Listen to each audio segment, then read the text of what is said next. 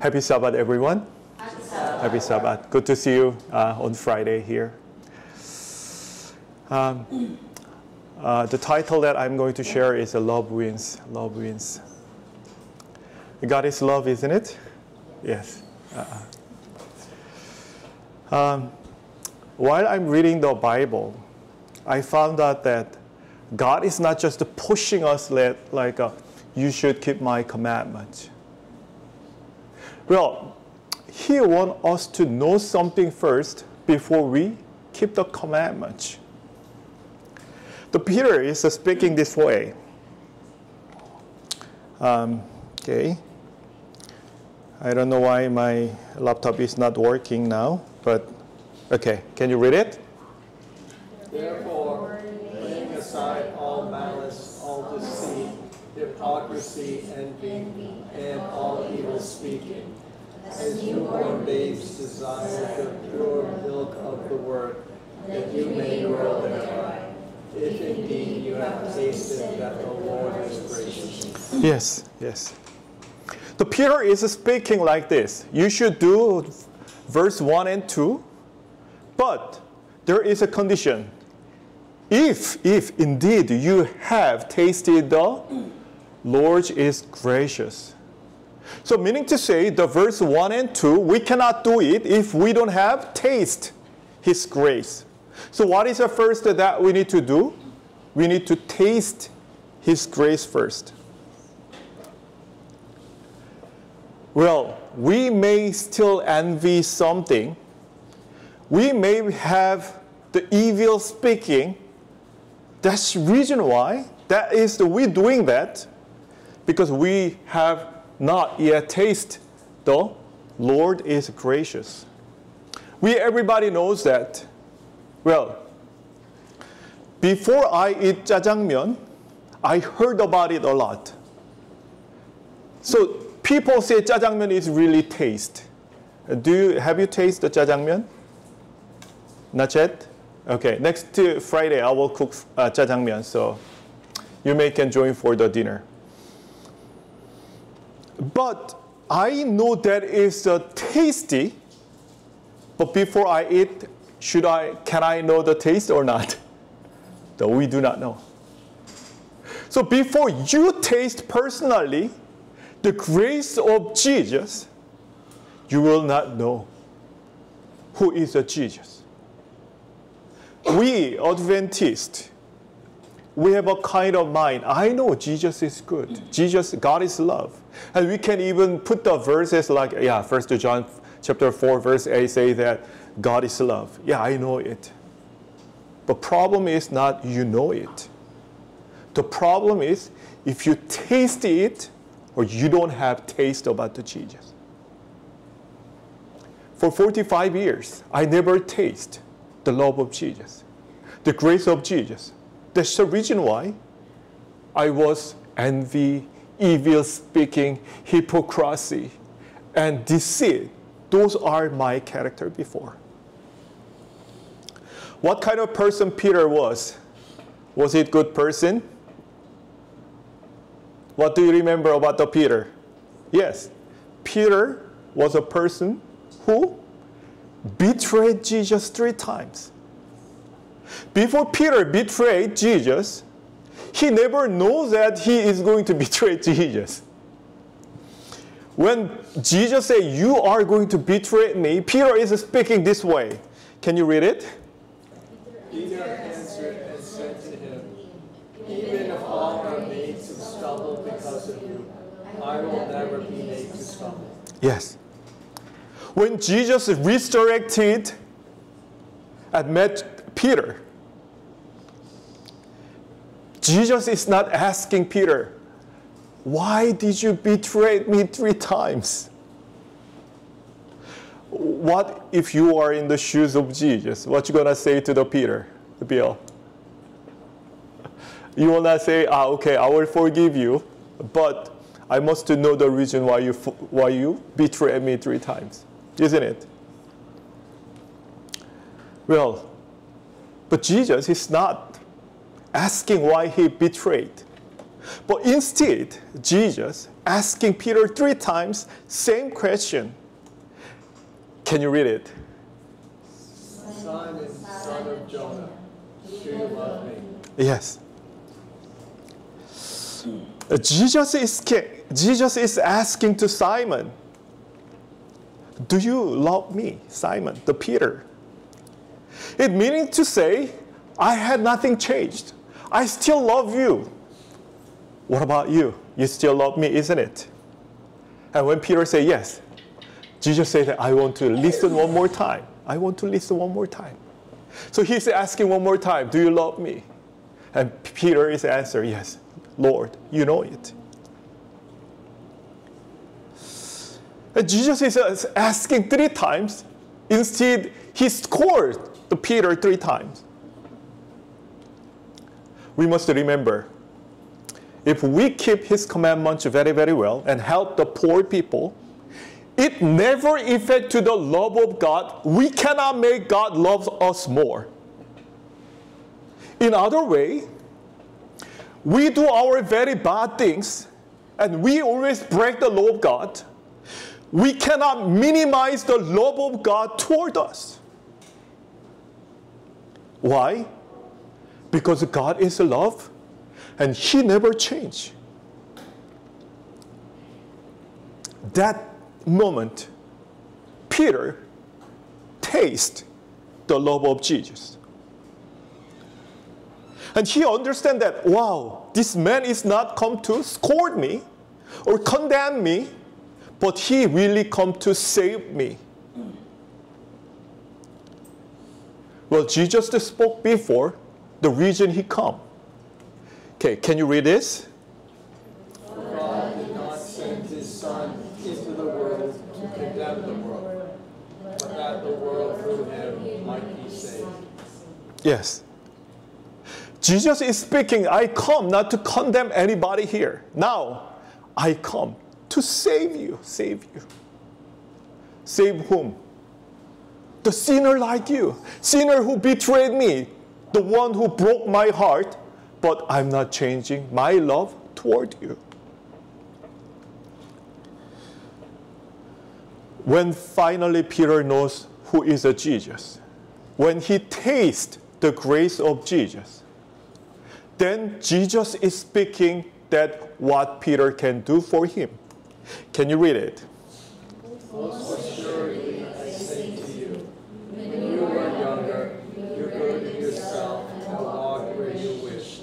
But when you are old, you will stretch out your hands, and another will gird you and carry you where you do not wish. Meaning to say, before you had about persecution, but you betrayed me. But in the future, because you already tasted my love and my grace, now you can die for me. You understand? The reason children follow the parents is not because I'm the parent, because they taste my love first. So Jesus is trying to show his love and let the Peter taste his love first. And he's saying that now you are ready to die for me. A few days ago, me and Ate worshiping together, I give a question about the Adam and Eve. Adam and Eve. Well, in the Bible, there is a record that how the Adam and Eve got sin. This is the verse. Can you read it together? So when the woman saw that the tree was good for food, that it was pleasant to the eyes, and a tree desirable to make one wise, she took of its fruit and ate. She also gave to her husband with her, and he ate. Yes. Why Adam eat the fruit? Adam knows that this is the forbidden fruit.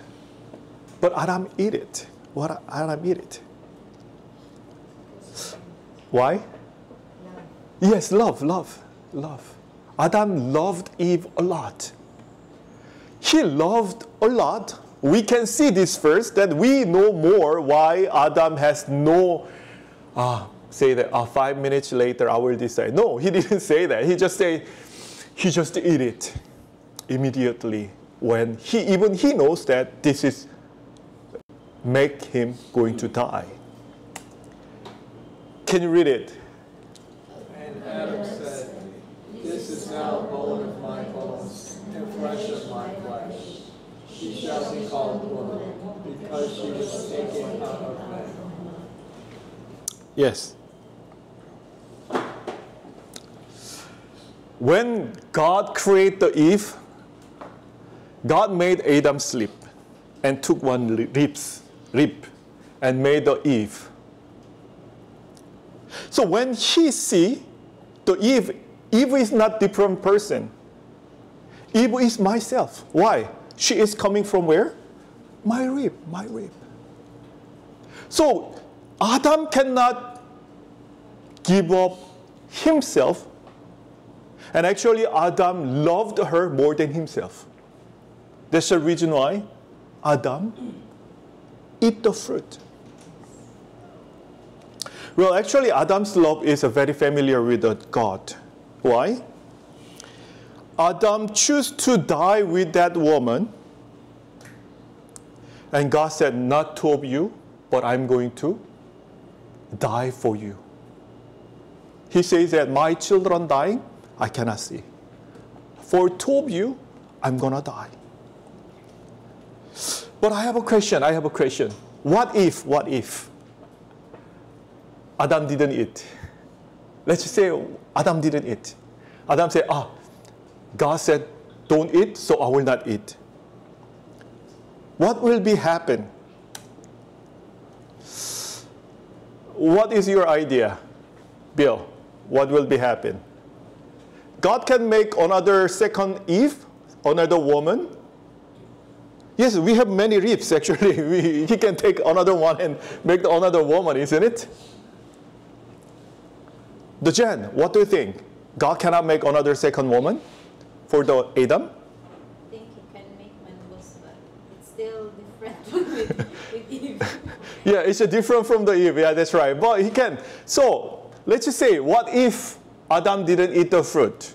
He will be lonely because... Lonely. That's why God said that I made the spouse because you look lonely. So surely God will make another one, take another ribs, and maybe make another one. What about the Eve then?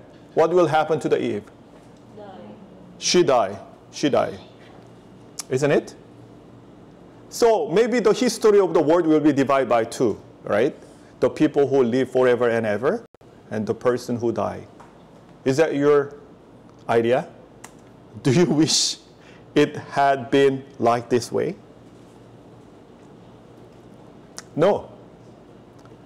God is saying, no, your idea is wrong. God says that. This is not my idea. Even Eve alone sinned, he's going to come and he's going to die for the Eve. That's the love of Jesus. God cannot let even one person die. How do we know? Because Jesus spoke that way. Where? In the Matthew. Can you read it? What do you think? If a man has 100 sheep, and one of them goes astray, does he not leave the 99 and go to the mountains to seek the one that is straying? Yes. He said that 99, if I don't lose to them, anyway, I'm going to seek just for one. He said, I'm not going to give up, but I will find that sheep. So, if Eve alone sin, then who will come? Jesus will come and he will die for the Eve alone. That's the love of God. That's the love of Jesus. So, again, I'm going to speak this. Even we have a sin, and we did something very, very wrong to Jesus. But it cannot minimize his love toward us. Because his love is so strong to us, nothing can divide us from his love. And Paul is speaking that way. Can you read it? Nor height, nor depth, nor any other created thing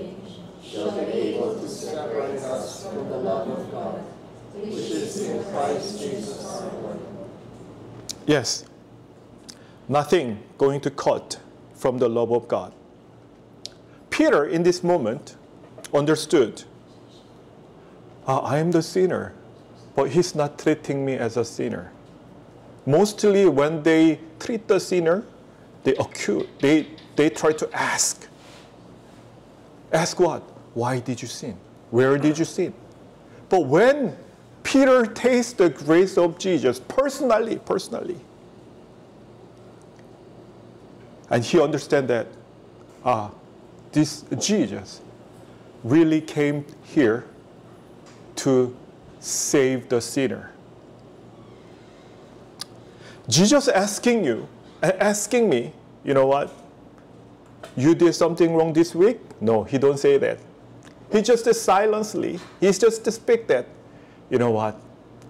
I still love you, but do you still love me? Because he cannot change his love. He can't. That's the Jesus we believe. Love never forces each other. But love we cannot see, but we know it. Isn't it? Why we know it? Even we cannot see. Before God commands us to do something, God says that you must meet me first. You must taste my grace. Peter understood, I'm the sinner. I'm the sinner. And he remembered this verse of Jesus. What the Jesus said? Can you read it? I have not come to call the righteous, but sinners to repentance. Yes. Now, Peter finally understood that Jesus died because of him. Peter understood, I killed Jesus.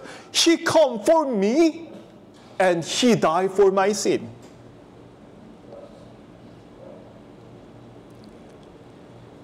And that is the moment that he understood the grace of the Jesus. And he tasted the Jesus. That's why even Paul himself, when he tastes the grace of Jesus, he says that we grow up after when? When we taste the grace of God. Can you read it? Which has come to you, as it has also in all the world, and is bringing forth fruit, as it is also among you since the day you heard and knew the grace of God in truth. Yes. If we don't have a fruit, if we don't have a fruit of Holy Spirit, if we don't have any person to bring to the church, if we don't speak about the Jesus, and even my family stay there without the grace of the Jesus, and if we don't let Jesus known by others, it's not your problem. It's a problem that we never had taste the grace of Jesus. Same reason, I start to preach. I started to teach the Bible. I never did it before. Before I know that I'm sinner. When I know that I'm sinner and Jesus died because of my sin, and when I know that he gave me the salvation, I become a person to speak about the Jesus and teach about the Jesus and read about the Bible more deeply and deeply every day. I want you to focus on another sin. The sin that Judas Iscariot betrayed Jesus. Well, this sin, when Judas Iscariot came to the Jesus with multitude, and Jesus is speaking to the Judah, this way. Can you read it? But Jesus said to him, Friend, why have you come? Yes. Jesus called him what? Friend. The friend. Even Judas sold Jesus. Judas is still friend of the Jesus. Why? Because Jesus cannot change his mind. Do you think that Jesus called him friend because many people see him and it will be recorded in the Bible? That's why Jesus called him friend? No. Because Jesus cannot change his love. So he called him the friend.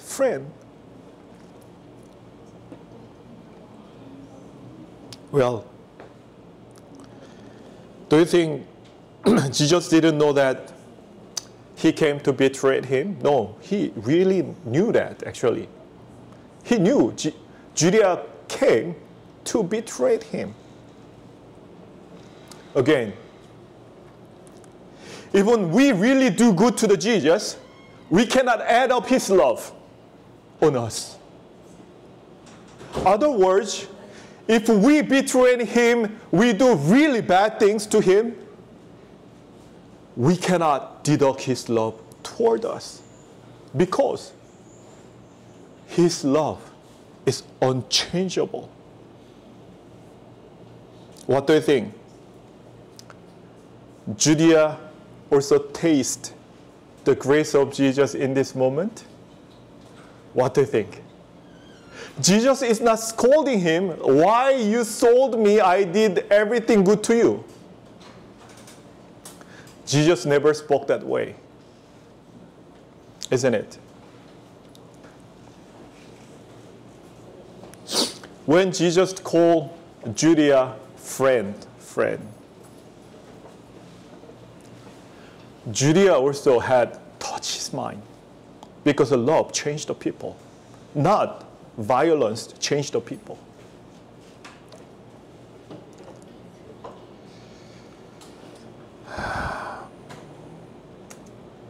Okay, can you read this? Then Judas, his betrayer, seeing that he had been condemned, was remorseful and brought back the 30 pieces of silver to the chief priests and elders, saying, I have sinned by betraying innocent blood. Yes, the words of Jesus call him as a friend, move his heart.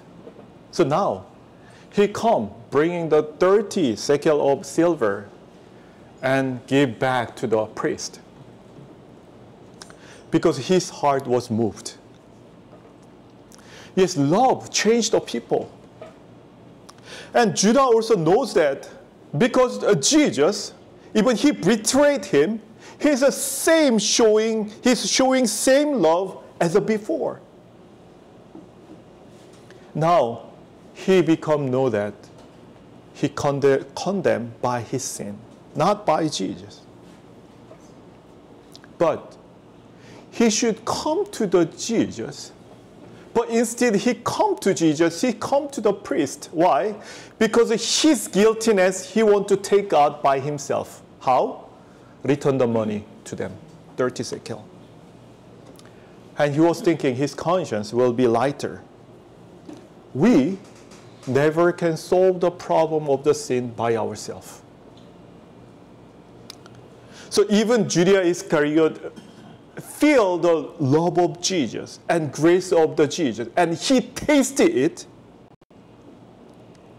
when he didn't come back to the Jesus.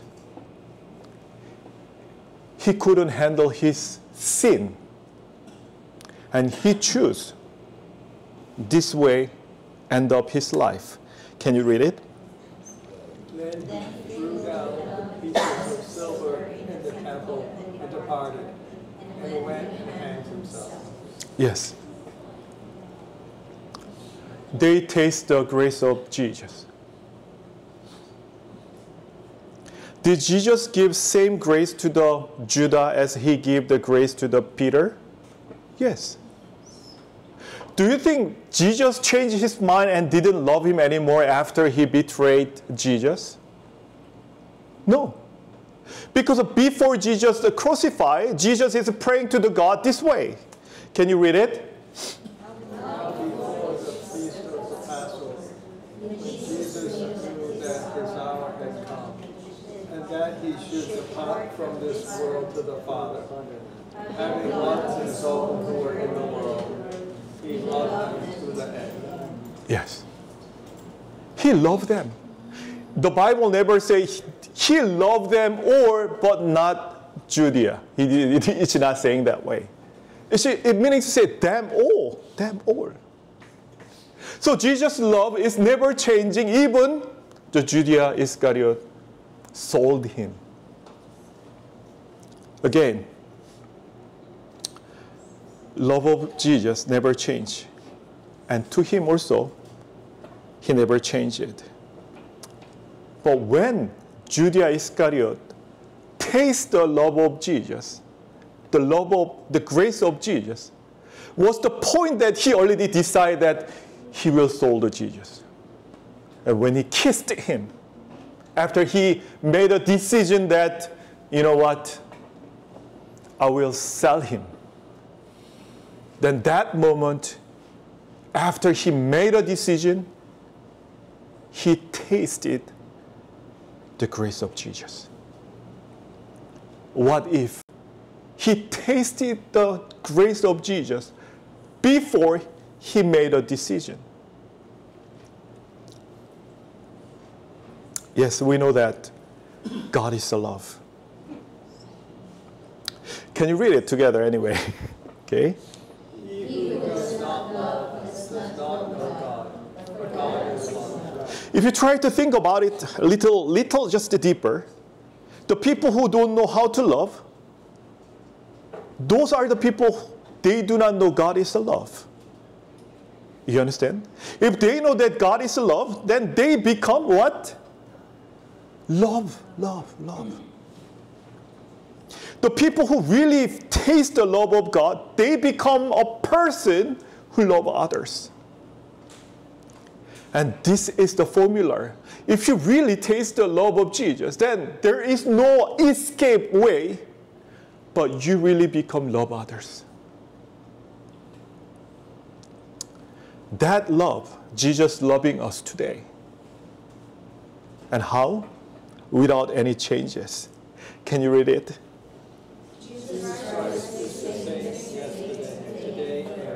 Yes. We cannot change him. We cannot change him. Even you keep his commandments, we cannot add up his love. Even we make him sad. Even we betrayed him. Even we break the commandments. Even we break the Sabbath. It never affects to his love on us. The last question. Today's sermon is quite short. No worry. You will be finished in time. I know you are very hungry. Yes. Why we don't taste this love?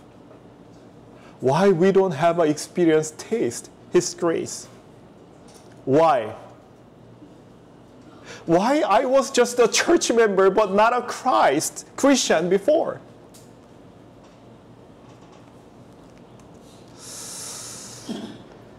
Okay, does Jesus speak? Can you read it? Jesus heard that. He said to them, those who are well have no need of a physician, but those who are sick. Jesus said that the sinner is sick. Sinner is sick. There are many people here. And the 911 come. And the 911 is shouting, where is the patient? Where is the patient? But what if no one is answered? 911 will return. But actually we all, the patient, spiritually we are all dead. Why? Because we are all sinners. Problem is we do not know we are the patient. We need a Jesus. We do not know only Jesus can heal us. What if you are sinking under the water? What if you are under the building collapsed? What if your house is burning? When 911 come and is there anybody? Then you will not answer, yes, I'm here. Surely you will say, yes, I'm here. And even 911 didn't arrive yet, or no one called 911. If you are in danger, or if your spouse in danger, surely you will call 911 to help you, because you know you are sick and you know you need help. Well, physically, we are all healthy, isn't it? But God never say that we are healthy. Did Jesus say that? I come for the sick. Jesus is speaking that I come to save and call the sinner. When I heard about that voice, I said, Lord, I am here. I'm sinner. Yes, I'm sinner. Why? If I call Bill, I will call Bill, and Bill will answer, isn't it? And if I call sinner, then who will answer? The people who knows that I'm sinner will answer to the Jesus. The reason we don't taste His grace is because we don't answer to Him. He's knocking on the door that you need my help. You need my help. And people, the church member in Laodicea, last days of church, they said, I'm full, I'm rich. I know the words of God. And they do not know they are sick. The Satan is trying to speak to us always like this. Darling, you are so fine. You are so fine. The Satan is keep on saying to you, you're okay, you're okay. I was deceived by the Satan with this speaking for a long time. He's speaking there, you're doing good, you're doing good. Well, because you are Adventist, you know what is the problem. Because you keep the Sabbath, you are doing good. Because you baptize, you are doing good. Because you sometimes read the Bible, so that's okay. There are many people who not even read the Bible yet. So because sometimes you pray, at least before you eat, you pray, so you are fine. Are we fine? Are you fine? If you really feel that you are fine, something very, very wrong spiritually. Because you and I, always we need a Jesus who never changed. Jesus is speaking this way. Can you read it? For all have sinned and all fall short of the glory of God. Everybody is sinner. He's saying that everybody sinned. And everybody needs my blood. Everybody needs me for their salvation. And he's saying that you should stay with me. Because what? Because of you, sick. And Jesus speaking in other verses this way. Can you read it? I am the vine, you are the branches. He who abides in me, and I in him, bears much fruit, for without me you can do nothing. Yes, Jesus is saying that. Without me, you are nothing. Well, if we don't have a Jesus, we cannot bear fruit. If we don't have a Jesus, we are a dead person. Well, actually, fight between God and Satan, it seems like not fair, not fair. You know why? Satan's weapon, lying, violence, cheating, and entertainment. Isn't it? Your cell phone, you see, watch, entertaining you whole day, isn't it? And what are your nature and my nature? Is our nature holy or sinful and evil?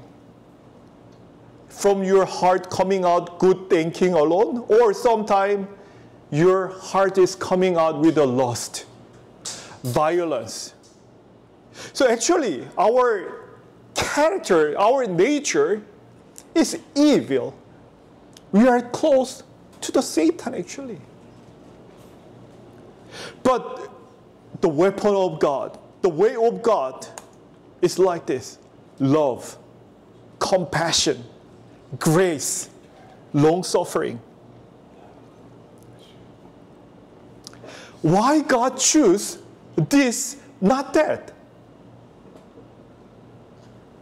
Well, it seems that is more strong, isn't it? There are many people, you just threaten them. Like, you know what? You sign this, then I will give you 1 million. But you don't sign this, I will kill you. Do you think how many people here will say, I will not sign? The sign is that you are going to have the mark of beast. Many people will sign it, isn't it? Why? Because violence is kind of powerful. But I was thinking, Lord, the way you fight is unfair. You can use sometimes the power that you have. Sometimes you can score them and condemn them and showing them the judgment. But why you just being compassion? Why you just long suffering? Why you don't speak? Why you don't show him your power so that the people will be afraid? And I found the answer why. Because for the sinner as you and me, we don't need scolding but the love. It's not beating but compassion. Not deceiving but the grace. But not entertaining but long-suffering. He chose this method because he loves us and he knows that for the sinner, we need love more, grace more. If sinner needs violence, surely God will choose the violence too for the sinner. But sinner, we need the grace of God. We need his love more. Because he knows that only love can change the sinner. That's the reason why. When the people see the cross of Jesus, they bow down to the Jesus. And they choose the Jesus. Because God knows that from the beginning. Love wins against the sin.